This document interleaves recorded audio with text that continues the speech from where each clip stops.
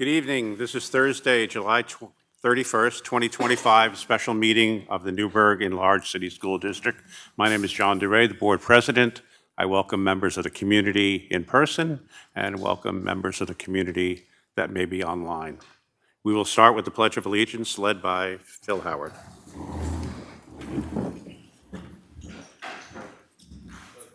To the flag of the United States of America and to the republic for which it stands, one nation, under God, indivisible, with liberty and justice for all.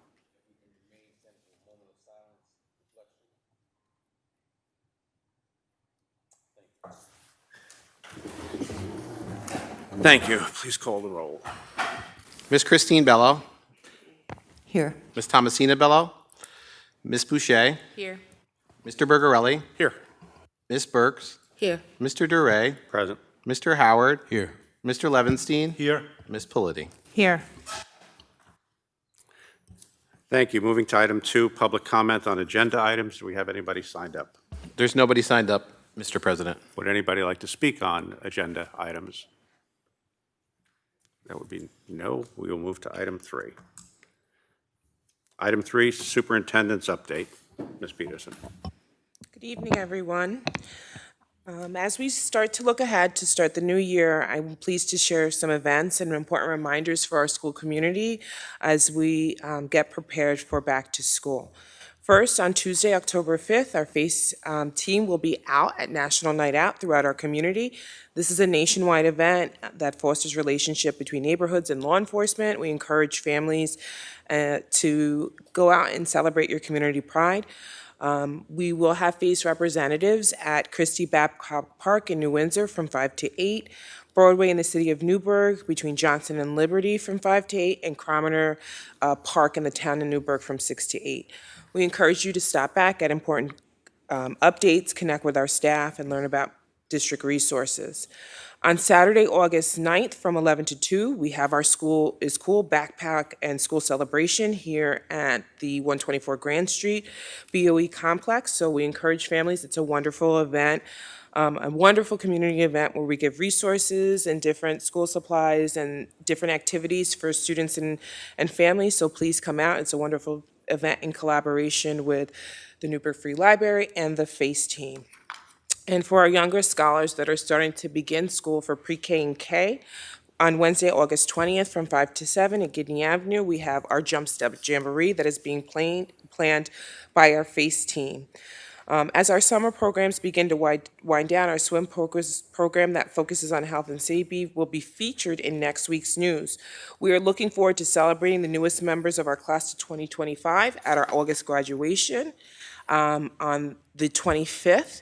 And we're moving some essential updates to ensure some smooth transition for the start of the year for our families. We know that transportation readiness is one of our top priorities.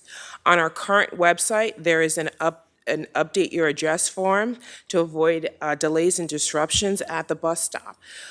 We also want to remind families that alternative bus stop requests are available, and if there is an alternative request that you are seeking, that you need to submit that to our transportation department. As a part of our shared decision-making commitment, we would also like parents and guardians to join. There is a survey up on our website. If you would like to be a part of our interview committee processes and hiring, please submit your information so that you can be considered. Attention rising seniors, senior portraits in the class of 2026 the signups are now available and will be taking place in the NFA May Auditorium from July 21st to August 1st. Our fall athletic season is underway. To participate, families must complete all required forms, final forms, and we look ahead to also celebrating students for National Signing Day events. All that information is available on our website so that you are aware. Through these community celebrations and planning and student-centered experiencing, our goal is to ensure that every child and every family feels welcome, prepared, and supported as we begin the new school year. Thank you. Thank you, Ms. Peterson. You have a couple of... So I have items 2.1 through 2.1 to 2.4? Oh, you got the, Oh, 3.1 to 3.4. I don't have the updated one for your consideration this evening. okay, 3.2 to, Three. He's guys, and he has one. missed the last update. Yes, I'm sorry. So I have items 3.2 to 3.5 for your consideration. Thank you. Can I get a motion and a second? Second. 3.2 to 3.5? Any discussion on these items? Call the roll. Ms. Boucher, Yes. Mr. Bergarelli, Yes. Ms. Burks, Yes. Mr. DeRay, Yes. Mr. Howard, Mr. Levinstein, Yes. Ms. Politi, Yes. Ms. Christine Bello. Yes. Thank you, Ms. Peterson. Thank you. That concludes my items. Item number 4, Board President, I have 2 items for consideration and 1 item for discussion. Items 4.1 and 4.2. 4.1 is resolution for second reading and adoption of policy 5137, enable devices and other electronic devices. 4.2 is resolution for first reading and adoption of policy 1230, public comment at board meetings. Both of these were discussed and moved forward with the policy committee meeting earlier this week. So I can get a motion and a second on 4.1 and 4.2. Can I separate 4.2? Yes. Thank you. Which would you want 4.2? Okay, get a motion and a second on 4.1. So moved. Second. Any discussion on 4.1? Call the roll. Mr. Bergarelli, Yes. Ms. Burks, Yes. Mr. DeRay, Yes. Mr. Howard, Mr. Levinstein, Yes. Ms. Politi, Yes. Ms. Christine Bello, Yes. Ms. Boucher. Yes. Thank you. Get a motion and a second on 4.2. Motion? Second. Discussion on the item? Yes. Okay. So, what is the reasoning behind making, increasing the amount of time per speaker from 3 minutes to 5 minutes? The rationale is, as board president, I put that forward, and we've always had 5 minutes. As a speaker sitting from that perspective, I've used 5 minutes many times. If we need to run past 30 minutes, which happens very, very rarely, we would just make a motion to go past 30 minutes. So 5 minutes to me is a fair amount of time for someone who shows up at a meeting, pays their taxes, works hard, sits there and waits for us, and gets to speak. That's my rationale. Okay. Well, the other way allowed more people to speak. And since we have such a diverse district, I thought that we should get some diversity of thought rather than just have 6 people to speak, you know. I've looked hard at that and reviewed the meetings, and very rarely do we have 10 people speaking 3 minutes each. And the contingency for that is simply to have a motion to entertain whatever other speakers are signed up. So we can handle that. Okay, and also, what is the rationale behind moving the 2 comment periods together? My rationale is I'm community-focused, and I am very cognizant of people sitting in front of me. Not a big crowd tonight, but often there is. And I want the community to be involved and feel that they're involved with this process and not having to wait until the end of a meeting to comment on non-agenda items. I like the community. I want them here. I want them to be represented. I want them to be able to speak for 5 minutes. That's my rationale. Okay, so following that logic, why do we need the 2 minutes at the end? That is something I'm going to say we're going to experiment with. If people at the end they're still sitting here and they want to be able to say something, you know, we're here, we're volunteers, but they should be allowed to have a last comment. I'm not sure who first, but I'll go with Mr. Levinstein. Well, what happens in that case, for that particular section, we have had people that hear the discussions that go on here, or hear how the voting ended here at the meeting, and would like to make a comment, good, bad, or indifferent, but that they didn't know how it was going to play out, and that's why they didn't speak in the beginning. So I believe that's the reason that we had this at one time before, where the non-agenda was at the end, and that's kind of what the idea was. I have, Mr. Howard was next. go ahead. No, I just wanted to ask, you limit that to 2 minutes. So to me, that just, in 2 minutes' time, it would be difficult to articulate a substantive concern. That should probably be 3 minutes. And otherwise, I mean, the folks coming to the podium are going to feel like they're auditioning for an auctioneer's license. And we'll be lucky if we can catch maybe the first sentence and a couple words in between. So, I mean, if you're going to do it, make it substantive and give them 3 minutes. Understood. As I said, it's experimental at this point. If people need 3 minutes, we're flexible. We'll have a look and make adjustments. Mr. Howard? Yes, thank you. So my discussion is in regards to the section of not permit public discussion involving individual district personnel or students except for a parent/guardian discussing their own student only. So clarification from David, because I've gotten some calls from some parents, and I guess I didn't want to explain the legality of that, but a parent going to the podium and discussing their own child, that does not violate FERPA, or what about a subsequent conversation with that statement?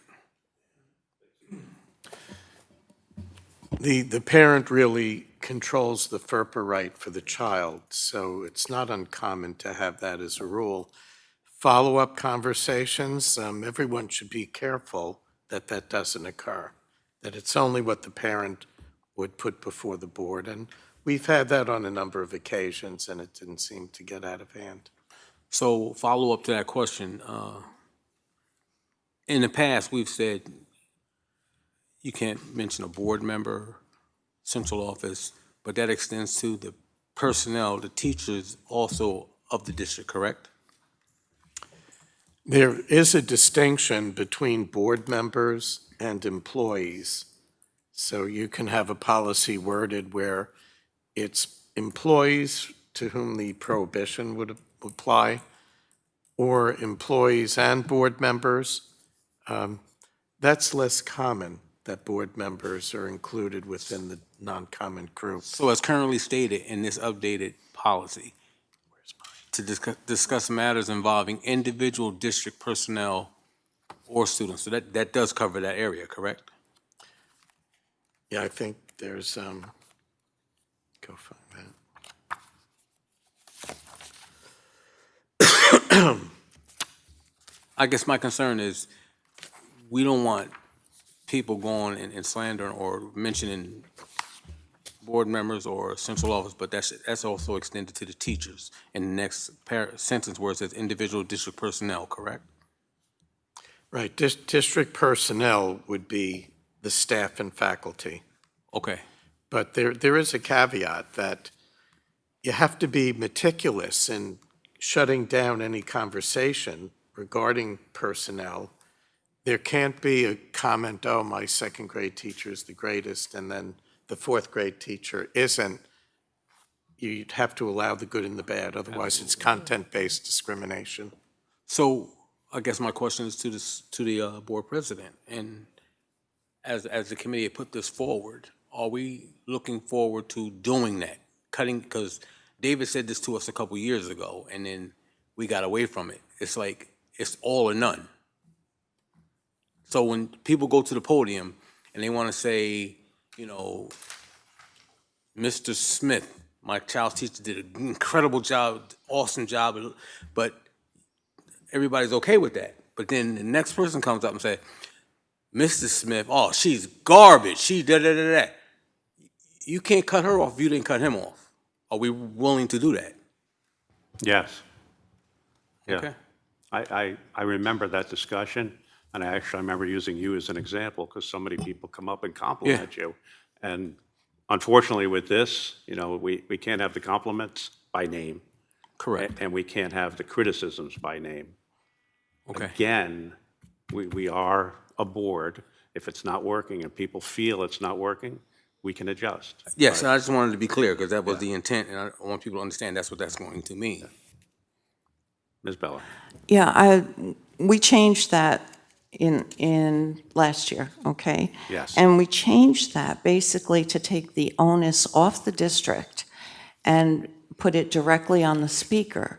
So if the speaker came up and, said something negative about an employee, that speaker was subject to a lawsuit rather than the district. And that it was done to protect the district from unnecessary legal jeopardy.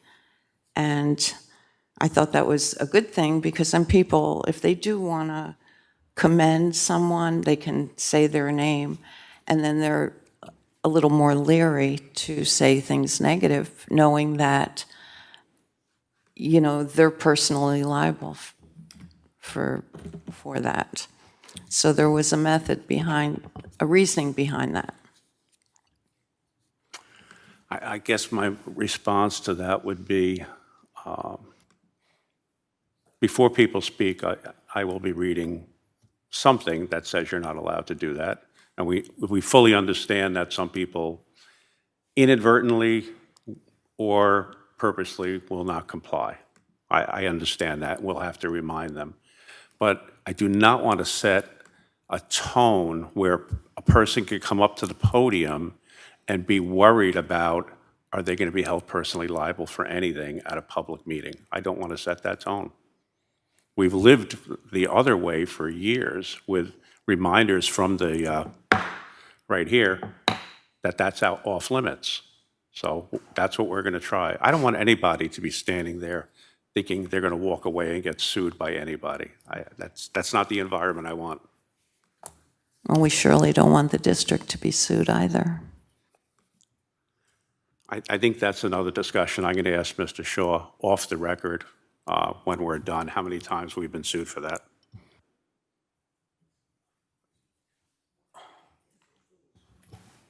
Who we at? Mr. President, I think it's a great opportunity to have Mr. Shaw cite on that now, to speak on that now. Does that absolve the district the other way? Or is the district still liable because it's done on our facility at our meeting on our time? Please. So the district isn't liable for defamatory comments made by a public speaker. Okay. If you have a public forum for speaking as a government, the government is given that immunity status.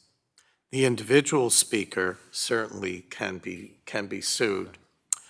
On the other side of it is, if you don't enforce the rule meticulously and you start to allow the positive comments to be made, and then you shut down the negative, that can give rise to the municipal liability.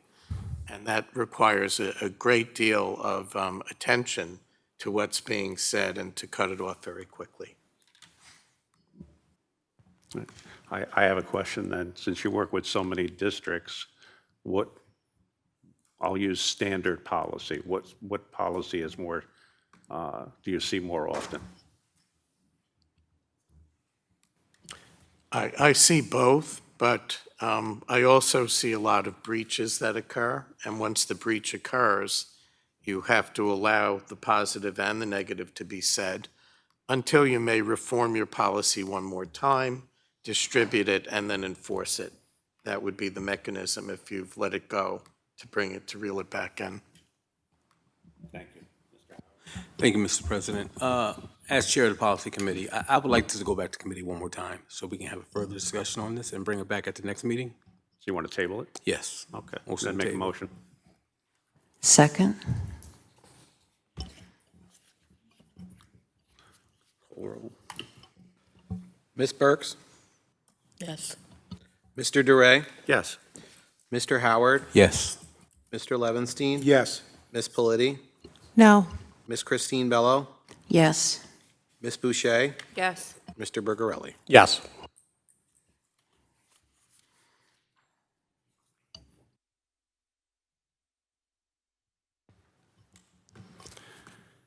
All right, we are at 4.3, which is first reading of the athletic coaches policy. Ms. Peterson is going to help with that.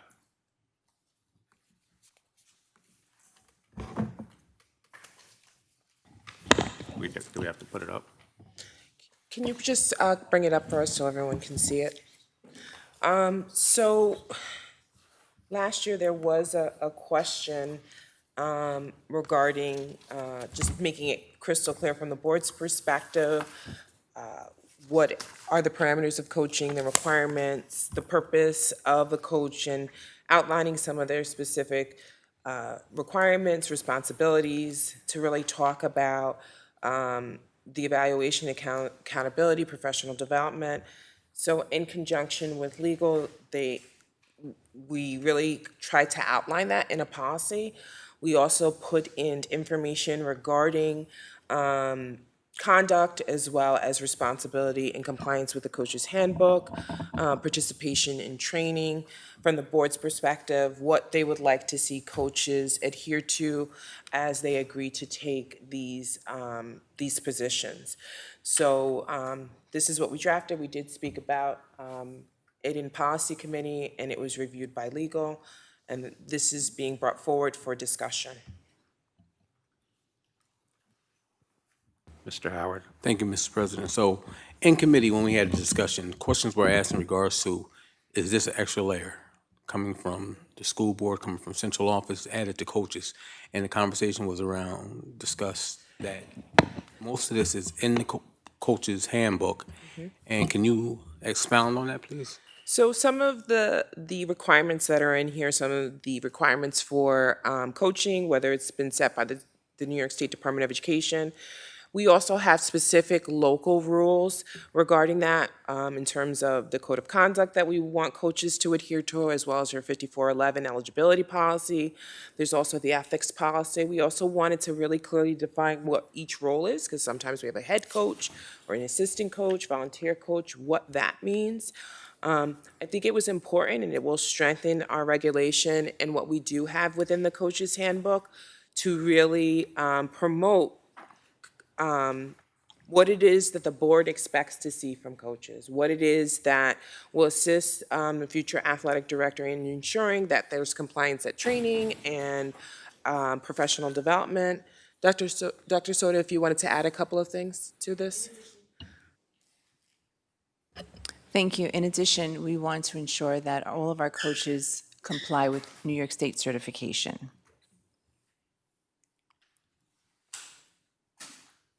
I think it's also another important piece that we talked about at committee as well. It was the evaluation and accountability around coaches, that we do have that specifically, that expectation from the board, and then seconded by the government and management of the district. Thank you.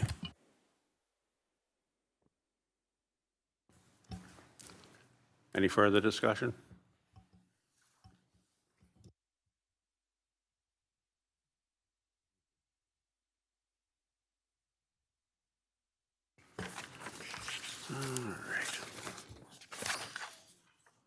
All right, we are at item 5, Assistant Superintendent of Human Resources. Good evening, Ms. Holder. Good evening.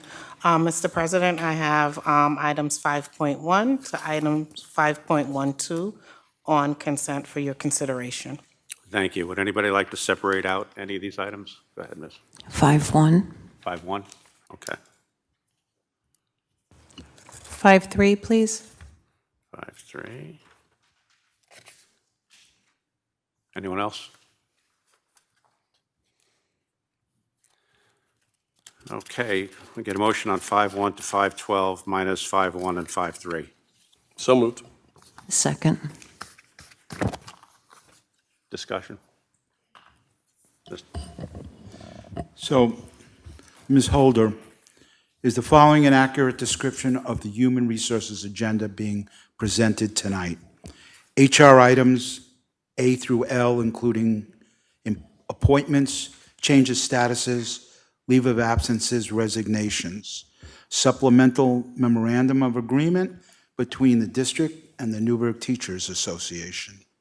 Execute a contract with an interim principal for Heritage Middle School to fill that void. Appoint 3 assistant principals to fill currently vacant positions. To create a director of physical education and health, and to approve appointments for Hope Project Scholar and Caregiver Program Summer Session, School Leadership Team for CSI, ATSI, TSI Schools, CSE, CPSE Chairpersons, approve fall coaching positions, and approve School is Cool backpack giveaway program. Would that be correct? Yes. Thank you very much. Go ahead, Mr. Howard. Yes, Mr. President, can I pull out 5.7? Yes. Thank you.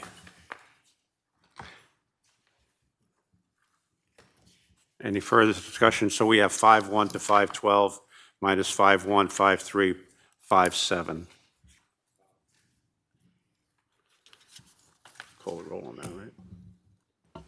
Roll call on the consent agenda. Mr. DeRay, Yes. Mr. Howard, Mr. Levinstein. Yes. Ms. Politi, Yes. Ms. Christine Bello, Yes. Ms. Boucher, Yes. Mr. Bergarelli, Yes. Ms. Burks. Yes. Thank you. Get a motion and a second on 5.1. So moved. Second? Discussion on the item? Yes, I would like to separate letter H and ask that that get moved to our executive session for discussion.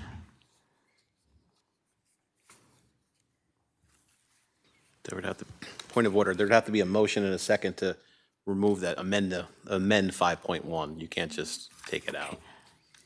So I make a motion And I to second. amend 5.1 to I make a second. What's the item you're pulling out again? H, Got it. H, the whole H? the whole. Okay.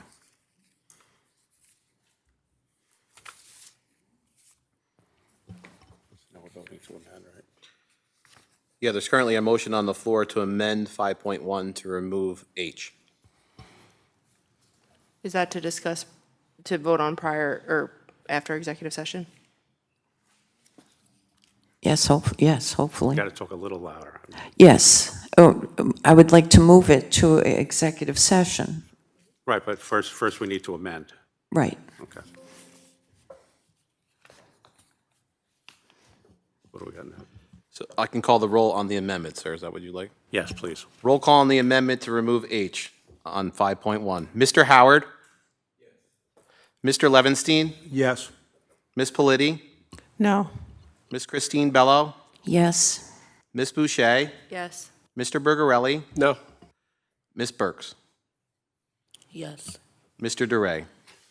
No. That motion passes. So now we have to vote on the amended. Yeah, now you need to roll on 5.1 as amended, which is removing H until after executive session. Okay, 5.1 as amended. Please call the roll. Mr. Levinstein? Yes. Ms. Politi? Yes. Ms. Christine Bello? Yes. Ms. Boucher? Yes. Mr. Bergarelli? Yes. Ms. Burks?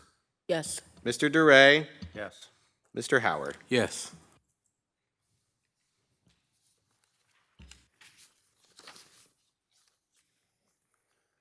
Okay, yep. All right, get a motion and a second on 5.3, please. So moved. Second? Any discussion, 5.3? I'd like to make a motion to table until after executive session. Second. Got a motion at the table. So moved. There's a motion to second. Ms. Politi? Yes. Ms. Christine Bello, Yes. Ms. Boucher, Yes. Mr. Bergarelli, Yes. Ms. Burks, Yes. Mr. DeRay. Yes. Mr. Howard. Yes. Mr. Levinstein. Yes. Okay, we're at 5-7. Good motion and a second on 5-7. Second. Discussion on 5-7. Mr. Howard? Thank you, Mr. President. So just a little background on this position, if Ms. Peterson can talk about this. Is this leading to something else? Is this going to be used as two people for a position that we currently have, or can you give some background on this? Throughout the last year, there have been several concerns about the volume of our athletics and PE program that came up. Through all the events that we had, there were several complaints, and we looked at the amount of work that goes into each position. In the past, when I started in the position, and Dr. Soto, if there's anything I forget, if you can please add, we started to look at the position, and we started to actually look at some of the things that have been added to the athletics portion of that job. And we also started to look at some of the curricular things that were deficit within our PE program. So we started talking about it, and Mrs. Soto, you can start.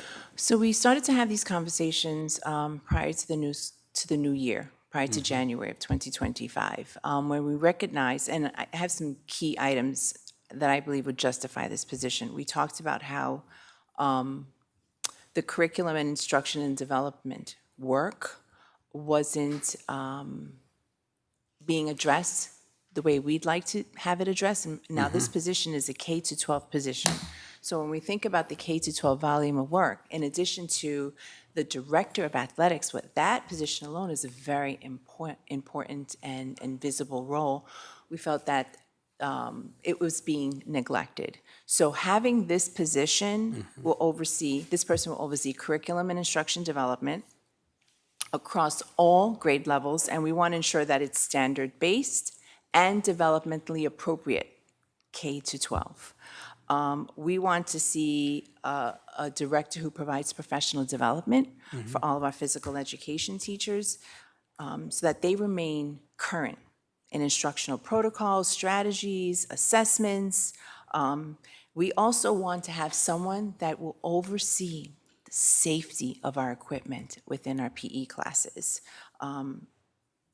Safety regulations, we want to adhere to safety regulations.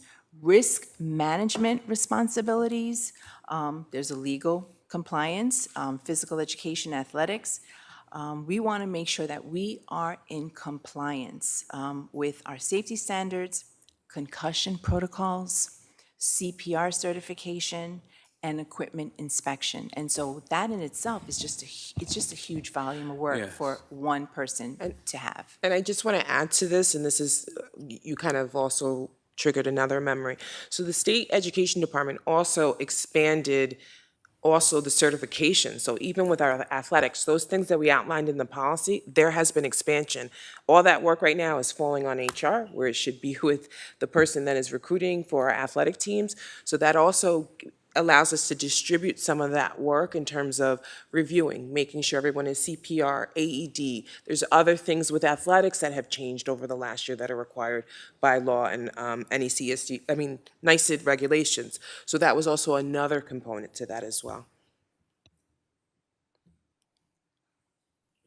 Thank you, Mr. President. So yes, I think that's a great idea, but I do have a question. So as we move forward with looking for an athletic director, so will these two positions work independently or collaboratively, or, because I know they both will report to the assistant superintendent, curriculum instruction secondary.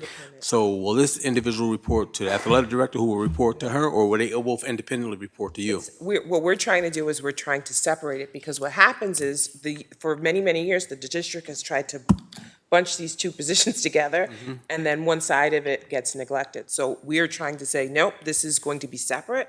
Our elementary, our middle school PE and health teachers, because it's also health instruction. And one of the things with our health instruction is that we also need to make sure that it's current. It's aligned with social emotional regulations, that we're having curriculum that is engaging for our students. So what our hope is to separate it completely, so that that can get its just desserts, and then also athletics, as the requirements around certain things are expanding, that that person, I think over the last year, we've added, I think, two or three different Including teams. the unified sports, Yeah, which is also we've included growing. unified sports. We also added flag football, I think, within the last 2 years. So as our athletics teams grow, that's more governance, that's more transportation, that's more planning for the athletic director. So we want to really try to separate these roles. Last question. So when you say curriculum development, because I've been hearing from different people in the district that, how do I put this right? There basically is not a lot of curriculum going on Right. in the physical education classes. So this person will be responsible for that? Yes, and that's what we've seen. So when we had two people in those roles, we saw that curriculum development occur. When we tried to combine them to see that, to also be fiscally responsible, we were being told that, we had too many directors, we wanted to try to be fiscally responsible to see if one person can handle it. It did not work. We need two people in that role. Thank you. Thank you. Any further discussion, 5-7? No. Call the vote. Ms. Christine Bello, Yes. Ms. Boucher, Yes. Mr. Bergarelli, Yes. Ms. Burks, Yes. Mr. DeRay, Yes. Mr. Howard, Yes. Mr. Levinstein, Yes. Ms. Politi. Yes. Thank you. Moving to item 6, Dr. Soto. Good evening, Mr. President. Our Curriculum and Instruction Division presents agenda items 6.1, agenda item 6.1 for the board's consideration on consent. Thank you. Get a motion in a second. So moved.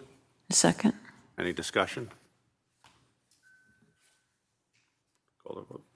Ms. Boucher, Yes. Mr. Bergarelli, Yes. Ms. Burks, Yes. Mr. DeRay, Yes. Mr. Howard, Mr. Levinstein, Yes. Ms. Politi, Yes. Ms. Christine Bello. Yes. Thank you. That concludes my items. Thank this you. evening. Item 7, executive session. Be it resolved that the Board of Education hereby recesses into executive session for the following purpose: matters leading to the employment of particular employees, employment history of employees, and to obtain advice from legal counsel. Could I get a motion and a second, please? So moved. Mr. Bergarelli, Yes. Ms. Burks, Yes. Mr. DeRay, Yes. Mr. Howard, Mr. Levinstein, Yes. Ms. Politi, Yes. Ms. Christine Bello, Yes. Ms. Boucher. Yes. Thank you. We anticipate about an hour, and there may be action at the end.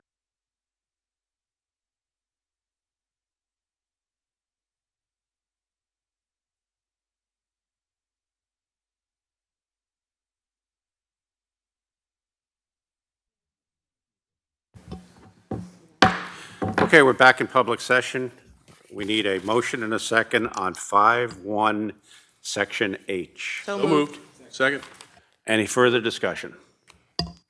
Please call the roll. Ms. Burks, Yes. Mr. DeRay, Yes. Mr. Howard, Mr. Levinstein, Yes. Ms. Politi, Yes. Ms. Christine Bello, Yes. Ms. Boucher, Yes. Mr. Bergarelli. Yes. Thank you. Item 5.3, need a motion and a second. So moved. Any further discussion on 5.3? Who's the second? Second?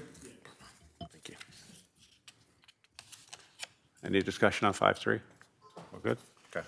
Mr. DeRay, Yes. Mr. Howard, Mr. Levinstein. Yes. Ms. Politi, Yes. Ms. Christine Bello, Yes. Ms. Boucher, Yes. Mr. Bergarelli, Yes. Ms. Burks. Yes. Thank you.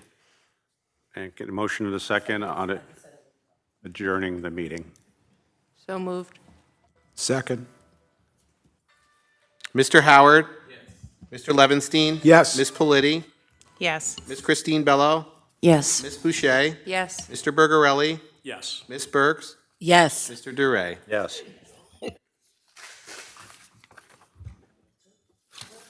Thank you. Thank you, guys.